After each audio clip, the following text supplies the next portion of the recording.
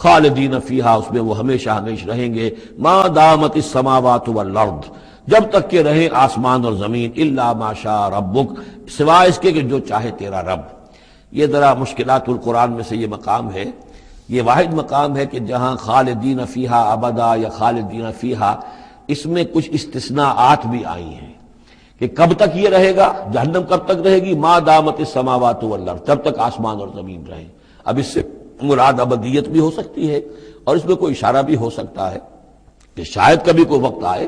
کہ یہ جو آسمان اور زمین کی ایک تخلیق اللہ نے کی ہے، یہ ایک خاص اس کا نظام ہے، ایک وقت میں آ کر یہ نظام بدل جائے، پھر کوئی اور آسمان کوئی اور زمین تخلیق فرمائے۔ بہرحال اس وقت تک جب تک کہ یہ آسمان اور زمین باقی رہیں گے تو یہ جو جہنمی لوگ جو ہیں وہ جہنم میں رہیں گے۔ اس میں بھی ایک استثناء، الا ما شاء ربک، اللہ کا اختیار ہے، اگر کسی کو چاہے اس میں سے نکالنا تو اس کا اختیار مطلق ہے، جیسا کہ ہم نے عرض کیا کہ کئی دفعہ عرض کیا ہے کہ جیسے اہل سنت کے نزدیک اللہ تعالیٰ کے بارے میں ہم یہ نہیں کہہ سکتے کہ وہ اس پر عدل کرنا واجب ہے،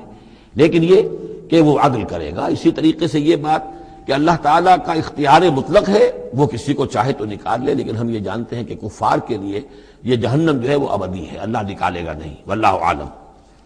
ان ربک فعال لما یرید، یقیناً آپ کا رب جو ہے جو ارادہ کر لے اس کو کر گزرنے والا ہے۔